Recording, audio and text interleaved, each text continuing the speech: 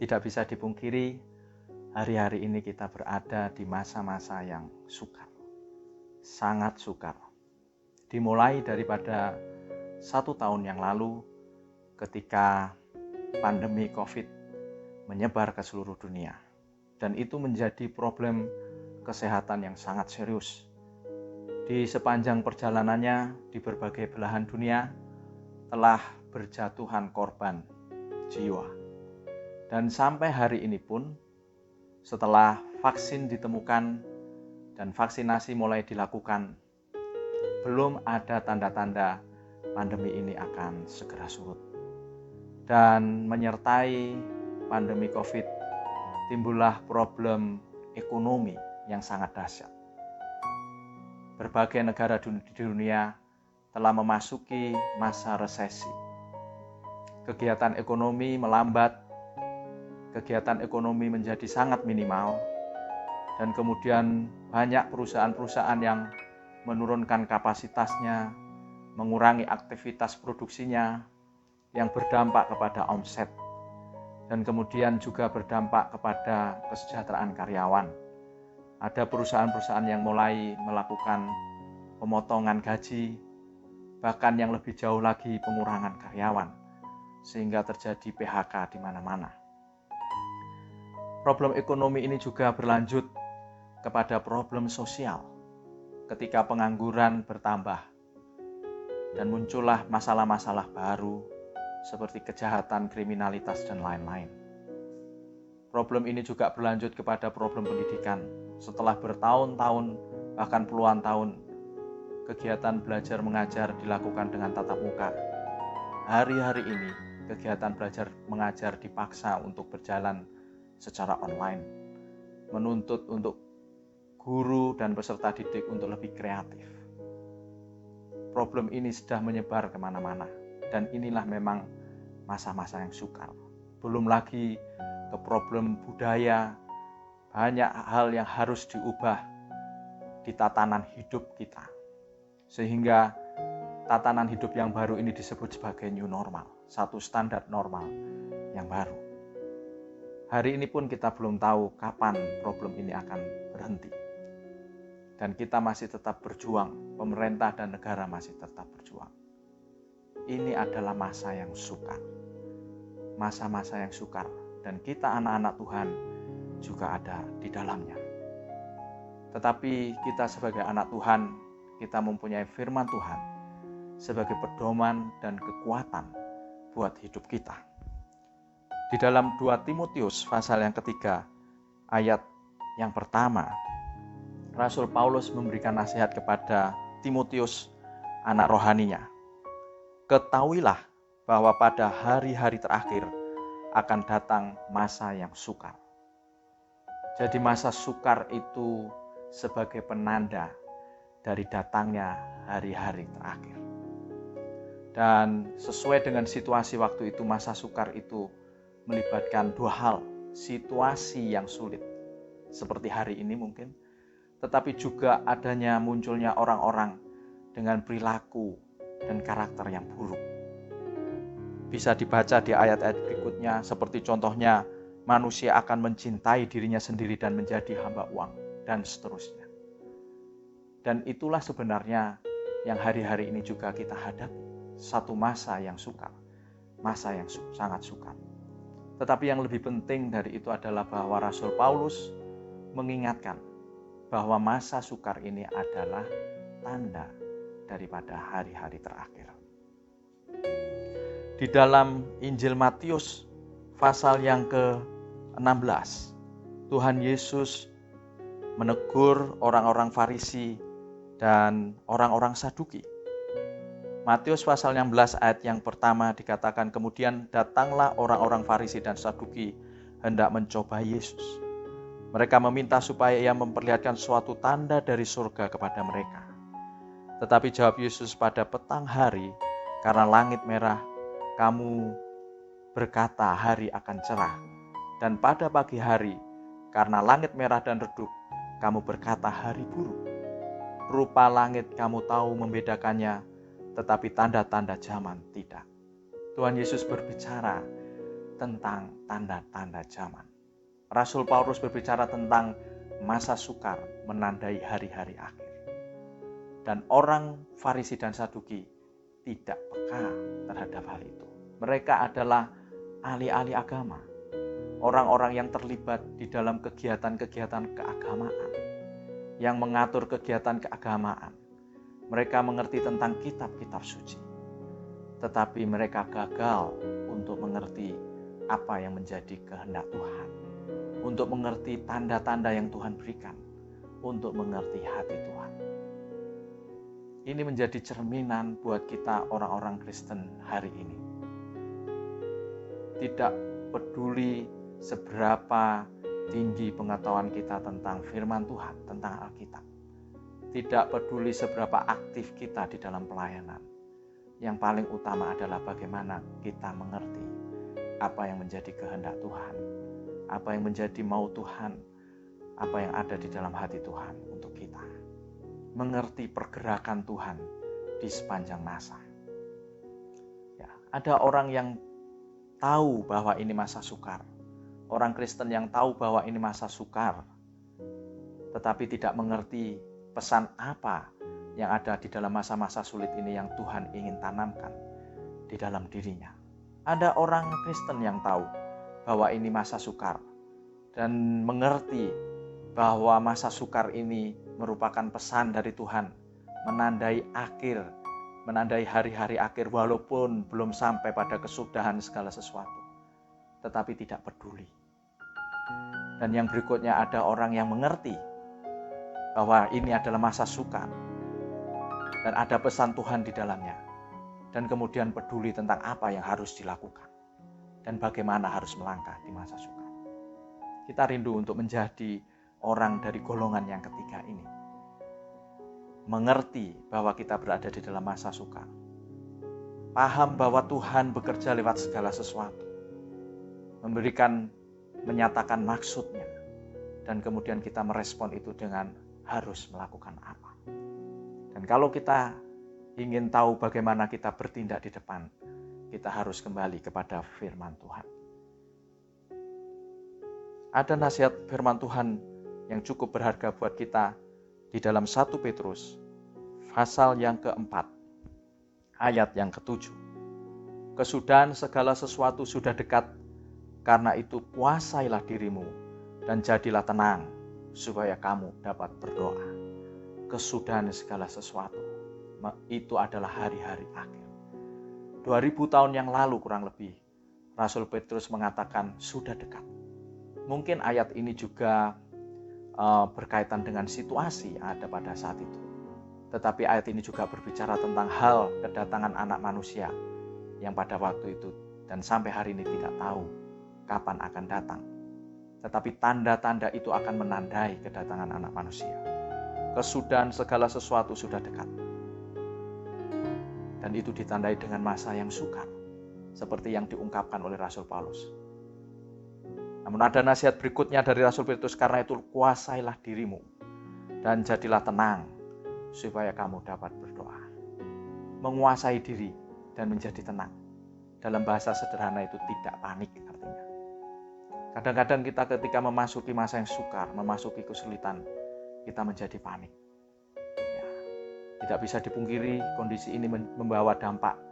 Ada PHK di mana-mana, gaji berkurang, usaha yang baru buka, tutup, layu sebelum berkembang. Dan itu membawa kepanikan tentang bagaimana saya harus hidup ke depannya. Problem-problem kesehatan yang kita hadapi kadang-kadang membuat kita panik. Kita tidak tahu apa yang harus kita perbuat untuk memperoleh fasilitas kesehatan yang terbaik. Problem keluarga membuat kita panik. Ada banyak problem-problem yang membuat kita panik. Tapi Rasul Petrus mengingatkan, kuasailah dirimu dan jadilah tenang. Memang sulit ketika tekanan datang atas hidup kita untuk menguasai diri dan menjadi tenang, untuk tidak panik. Itu hal yang tidak mudah. Itu hal yang tidak mudah untuk dilakukan. Karena yang ada di dalam pikiran pertama kali adalah kekhawatiran. Itu yang membuat kita panik. Tetapi sebagai orang percaya, kita bisa datang kepada Tuhan Yesus dan memohon Roh Kudus-Nya untuk mengaruniakan damai sejahtera bagi kita. Karena itulah yang kita perlukan. Di dalam Injil Yohanes pasal 14 ayat yang 27 dikatakan, damai sejahtera-Ku tinggalkan bagimu, damai sejahtera-Ku kuberikan kepadamu, dan apa yang kuberikan tidak seperti yang diberikan oleh dunia kepadamu. Janganlah gelisah dan gentar hatimu. Tuhan Yesus sendiri menjanjikan damai sejahteranya untuk kita. Dan damai sejahtera yang diberikan oleh Tuhan kepada kita tidak sama dengan damai sejahtera yang bisa kita peroleh dari dunia melalui apapun yang kita punya, melalui kerabat kita sekalipun. Berbeda dengan apa yang dunia bisa berikan buat kita. Dan damai sejahtera itulah yang membuat kita tidak gelisah dan gentar hati. Rasul Paulus mengidentifikasi damai sejahtera itu di dalam Filipi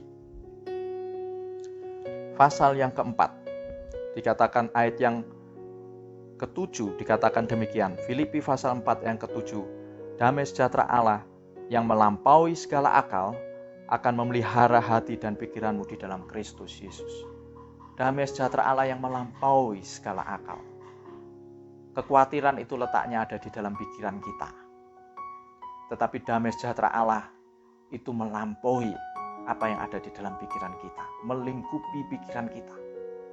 Sehingga kita boleh mendapatkan ketenangan. Kita boleh tidak gentar dan tidak takut menghadapi segala sesuatu. Karena damai sejahtera yang diberikan Tuhan yang melampaui segala akal itu yang memelihara, menjaga hati dan pikiran kita di dalam Kristus Yesus. Ini semua hanya bisa terjadi di dalam Kristus Yesus, bukan di luar Kristus Yesus. Di dalam Kristus kita akan mendapatkan damai sejahtera yang melampaui segala akal. Bukankah ini satu penghiburan yang sangat-sangat memberi kekuatan kepada kita di masa yang sukar. Masa sukar secara global ataupun masa sukar yang dihadapi oleh pribadi lepas pribadi. Kita mempunyai kesulitan yang berbeda-beda. Tetapi apapun kesulitan yang kita hadapi, percayalah bahwa damai sejahtera Allah yang melampaui segala akal itu yang akan memelihara hati dan pikiran kita di dalam Kristus Yesus. Sehingga kita tidak lagi panik, kita tidak lagi bimbang, gentar, ataupun gelisah. Itu penting sekali. Orang yang panik tidak bisa berpikir secara logis. Orang yang panik tidak bisa berpikir secara rasional. Karena semua gerakannya akan dikendalikan oleh ketakutan dan kekhawatiran. Yang dia lakukan bisa berbahaya untuk dirinya sendiri dan berbahaya untuk orang lain. Tapi kita sebagai orang percaya, mari ketika kesulitan datang, kita datang kepada Tuhan. Langkah yang pertama adalah jangan panik. Dan supaya kita tidak panik, kita mohon damai sejahtera Allah yang melampaui segala akal itu yang melingkupi hati dan pikiran kita. Berikutnya dikatakan adalah supaya kamu dapat berdoa. Karena itu kuasalah dirimu dan jadilah tenang supaya kamu dapat berdoa. Setelah kepanikan itu dikendalikan, maka langkah berikutnya kita tidak berhenti di situ. Langkah berikutnya adalah berdoa. Langkah berikutnya jangan lupakan Tuhan di dalam segala apa yang kita akan kita lakukan, yaitu dengan berdoa. Di dalam Filipi pasal yang keempat,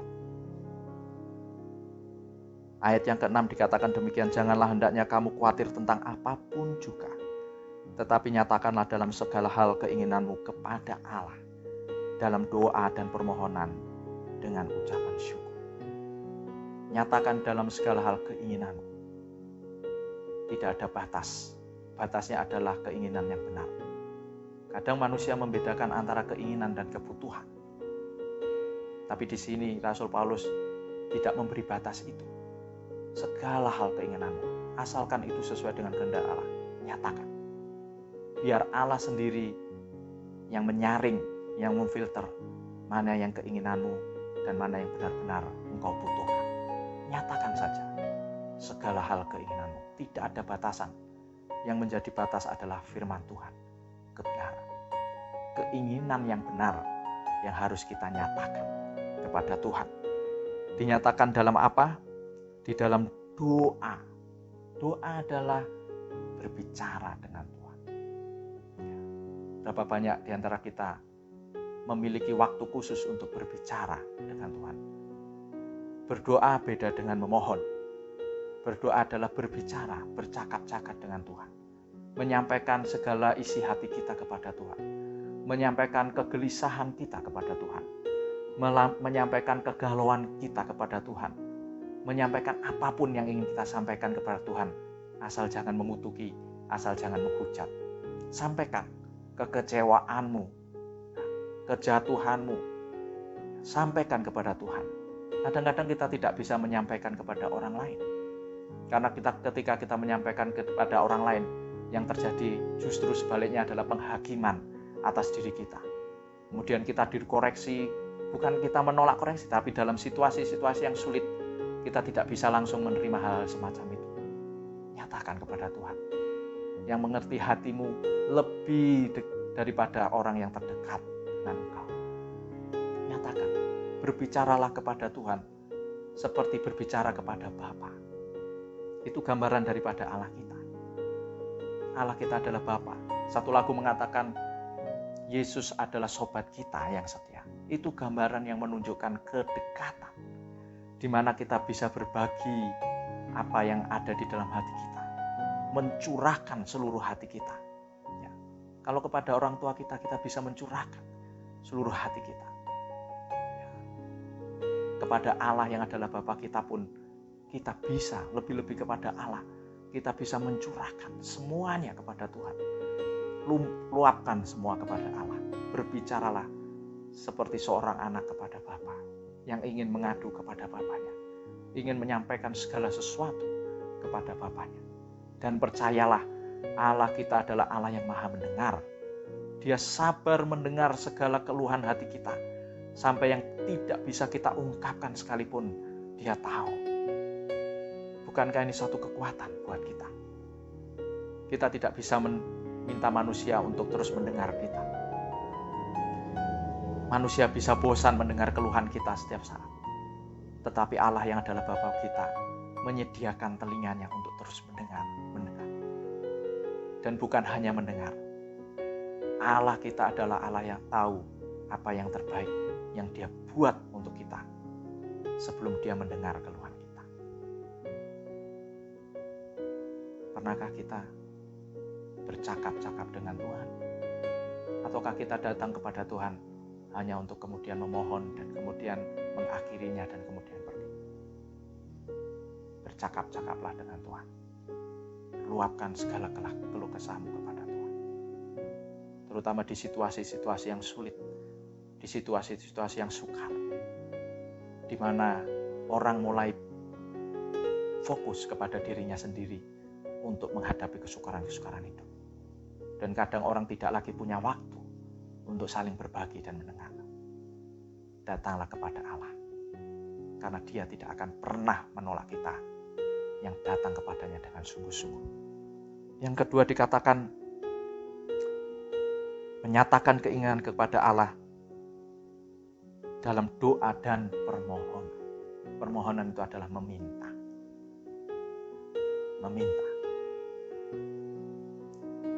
Memohon kepada Tuhan.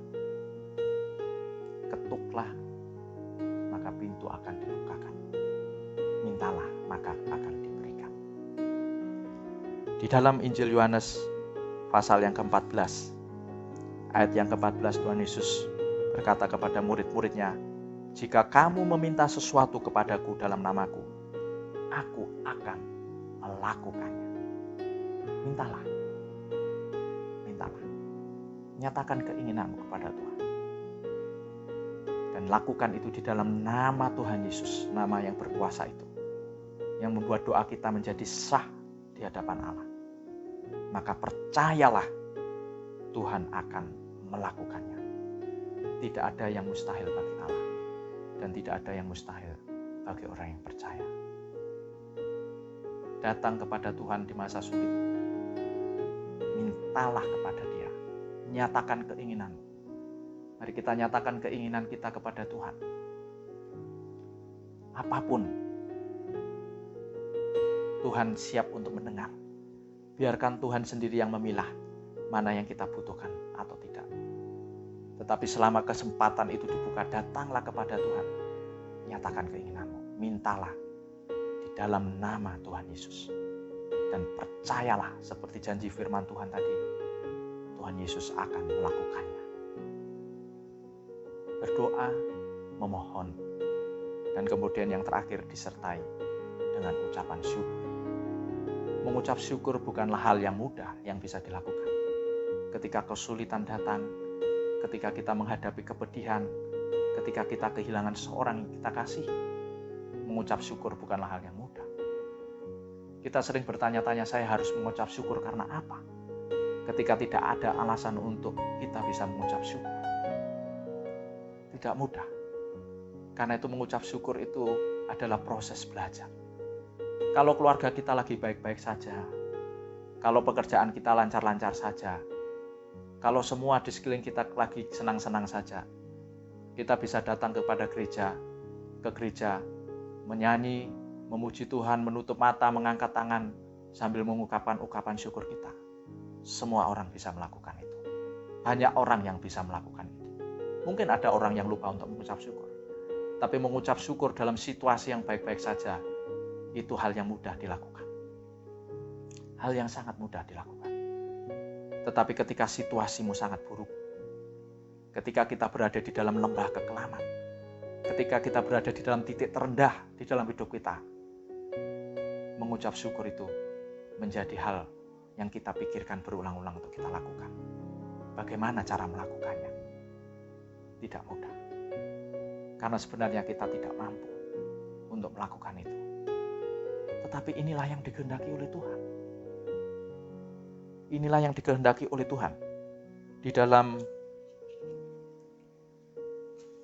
1 Tesalonika, pasal yang kelima, ayat yang ke-18, dikatakan demikian.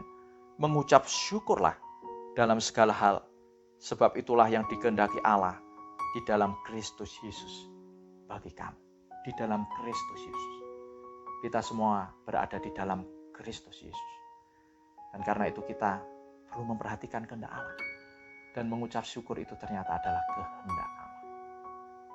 Tidak mudah memang melakukannya. Sangat sulit ketika kita berada di dalam titik terendah di dalam hidup kita. Kita akan bertanya, saya mengucap syukur untuk apa? Tetapi mari kita datang kepada Tuhan. Allah yang memberikan firman-Nya ini juga Allah yang berjanji memberikan kekuatan kepada kita untuk melakukan apa yang menjadi kehendak-Nya. Kita tidak mampu, tetapi Allah mampu memampukan kita untuk melihat segala sesuatu dari sudut pandang-Nya, sehingga kita mampu mengucap syukur sesuai dengan yang menjadi kehendak-Nya.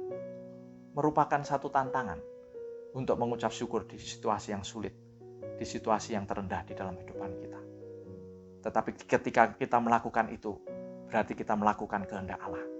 Dan Allah mengasihi orang-orang yang melakukan kehendak-Nya. Allah sungguh-sungguh mengasihi orang-orang yang melakukan kehendak-Nya. Mengucap syukur menjadi kehendak Allah di dalam kehidupan kita. Dan karena itu marilah kita mengucap syukur. Belajar mengucap syukur. Apapun situasinya. Mungkin sulit sekarang, tapi tetap belajar, jangan pernah putus asa untuk belajar mengucap syukur. Karena ketika kita mengucap syukur, Allah disenangkan. Belajar mengucap syukur. Mengucap syukur itu juga berarti memberikan keleluasaan kepada Allah untuk melakukan kehendak-Nya atas hidup kita. Ketika kita mengucap syukur, artinya kita ingin berkata kepada Allah, lakukan apa yang Kau mau Tuhan, aku akan terima. Itu arti ucapan syukur. Membiarkan Allah untuk melakukan kehendak-Nya atas hidup kita. Kita berdoa, kita memohon, kita menyatakan keinginan kita. Tetapi ketika kita mengucap syukur, kita membiarkan Allah untuk menyatakan keinginannya atas hidup kita. Mari kita bekerja sama dengan Allah di dalam situasi-situasi yang sulit. Jangan panik, berdoa. Dan yang ketiga, melangkahlah untuk melakukan sesuatu. Karena Allah tidak bisa bekerja sendiri. Di dalam Roma pasal 8 dikatakan Allah turut bekerja untuk mendatangkan kebaikan bagi mereka yang mengasihi Dia. Allah turut bekerja. Bukan Allah bekerja sendiri. Artinya kita harus melangkah. Kita harus bekerja.